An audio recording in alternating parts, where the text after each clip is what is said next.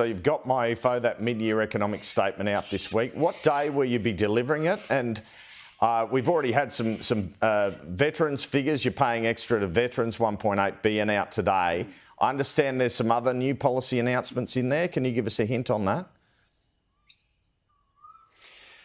Well, Katie Gallagher and I will be producing the mid-year budget update on Wednesday. Responsible economic management has been a defining feature of the Albanese Labor government, and it will be a defining feature of the mid-year budget update as well. And what it will show is after those big surpluses that we delivered in our first 2 years, the overall picture since we came to office has been the biggest turnaround, the biggest positive turnaround in a budget in a single parliamentary term in history. It means much less debt than we inherited from the Liberals and Nationals when we came to office. But there will be substantial pressures on the budget. There will be some slippage in some years, not in every year, even as we work to tighten the budget in the year that we're in now. And some of those pressures are slowing growth, a write-down in mining exports and company taxes. They'll be some of the pressures. There'll also be a number of variations in spending, including the veterans one, which I'll come back to in a moment, but not just veterans, natural disasters, Medicare, early childhood education and the like. There are a handful of quite big pressures that we've had to account for, and that means some slippage in some years in the mid-year budget update. But when it comes to veterans, what we've shown is a willingness to do the right thing by people who've served. A big write-up of $6.5 billion in the last budget, another $1.8 billion on this occasion, and that's because we're working through the backlog that we inherited from the coalition, getting veterans the help that they need and deserve.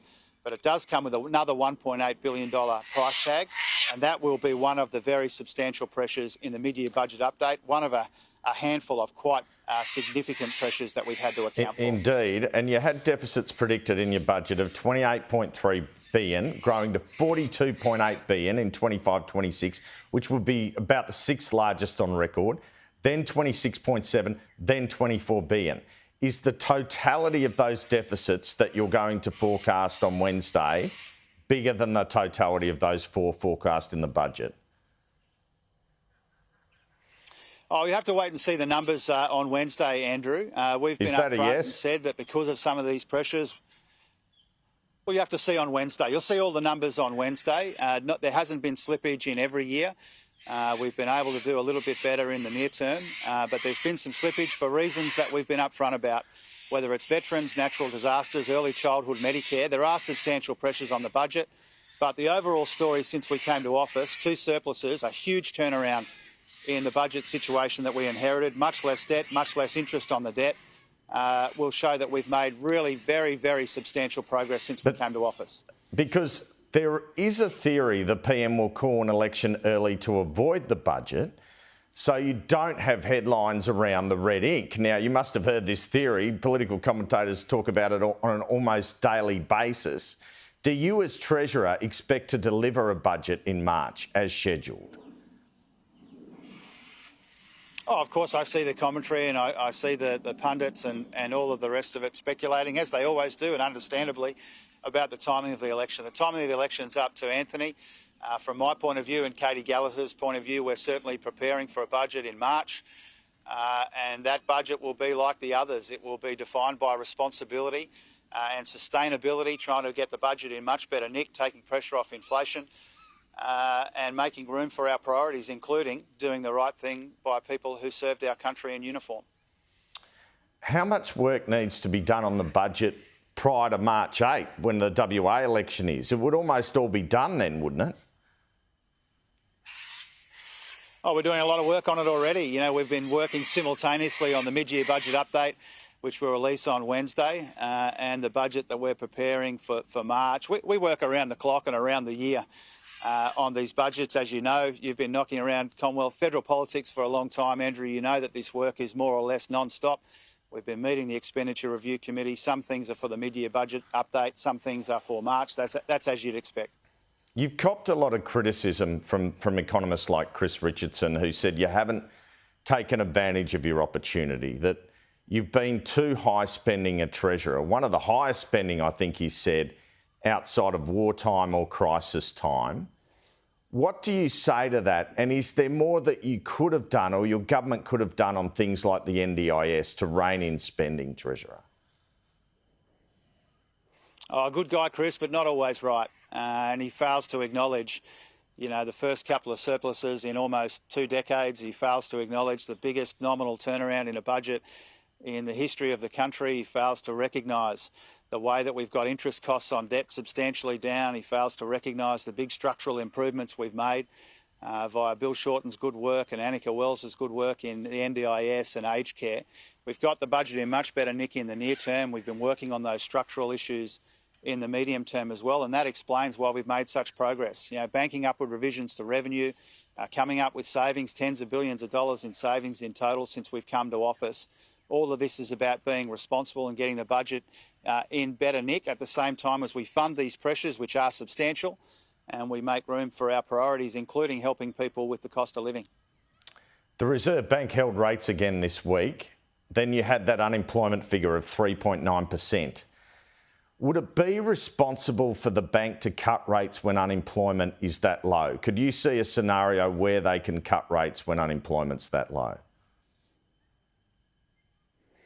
Well, as you'd expect, Andrew, I'm not going to give free advice to the independent Reserve Bank, but what I will say is those unemployment numbers that we got last week were absolutely remarkable in the context of an economy which is quite weak, weighed down by interest rates and global economic uncertainty and cost of living pressures. So pretty remarkable set of numbers. And what they show us is that it's possible to have inflation come off very substantially at the same time as we're creating lots of jobs, getting unemployment down, getting wages up and keeping the economy growing.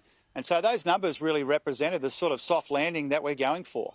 If you think about the progress that's been made in the last couple of years, the economy's growing, inflation's coming down, real wages are coming up. We've created 1 million jobs. We've given every taxpayer a tax cut. We've knocked out those 2 surpluses. We've got debt way down. And these are all indications that we're making welcome and encouraging progress when it comes to the economy as a consequence of our policies. But we know when we came to office, people were going backwards very substantially, and they're still doing it tough now. We know we've got a lot of work to do and people have got a lot of ground to make up in their household budgets, and that's why they're our primary focus. You finally got your Reserve Bank board legislation through and have spoken about working with the opposition on new appointments for this rate-setting board. Have you got anyone in mind in terms of those appointments? What discussions have you had with the opposition about those appointments? Well, I've consulted now with my Cabinet colleagues and I've consulted again with the Shadow Treasurer and the names that we will be proposing are the product of a very substantial and robust process involving the Reserve Bank Governor, the Treasury Secretary and an independent third party. And I'm confident that the board members that we'll be appointing to both of the new boards at the RBA will be seen as first-rate, first-class appointments with a lot of the relevant skills and experiences to do a really important job. And this is one of the key recommendations of the RBA review, if not the key recommendation, that we set up these 2 new boards and we intend to fill them with first-rate, first-class people. I had a conversation with Angus Taylor on Friday about this, but this wasn't the first conversation that we'd had. We had a conversation back in July, and those 2 conversations 5 months apart were consistent. He knows, and people will see, the quality and calibre of the people that we intend to appoint to these important boards. Are there any of those suggested names he has objected to? Look, I want to be respectful about the conversations that we've had. The first one back in July and the subsequent conversation in the last couple of days. I want to be respectful about that. He's treated them as confidential and I intend to as well. But both of those conversations were consistent. And what people will see when we announce these new board members this week, ideally tomorrow actually, but certainly in the next couple of days, they'll see that they are first-rate, first-class appointments. We've given the opposition the opportunity to suggest names. We've given them an opportunity 5 months apart to respond to the people that we are proposing. And beyond that, I don't really want to go into the nature of the conversation. Just finally, Treasurer, if the Reserve Bank stubbornly holds rates where they are into next year, for the first half of next year, could that cost you the election? Well, I'm not going to make predictions about decisions that the Reserve Bank takes independently, and I'm certainly not going to apply a political lens to that. I'm focused on my job, getting the budget in better nick, getting inflation down, getting wages up, providing this cost of living help that people still need in our communities because their household budgets are under such pressure. That's really my focus. And whether it's the Reserve Bank, the government or the Australian people more broadly, we have made really quite remarkable progress. That unemployment number was evidence of that. The fact that our economy is still growing when most of the OECD have had negative quarters of growth. The fact we've created 1 million jobs and real wages are growing again. We know we've got a lot of ground to make up in people's household budgets. But we're making progress, and that progress is at risk if our political opponents get into office. And that's because theirs is a recipe for coming after Medicare like they did last time, coming after wages like they do every time, and pushing power prices up with this nuclear fantasy, which is nothing more or less than economic insanity. Treasurer Jim Chalmers, thanks so much for your time. Thanks, Andrew. Merry Christmas.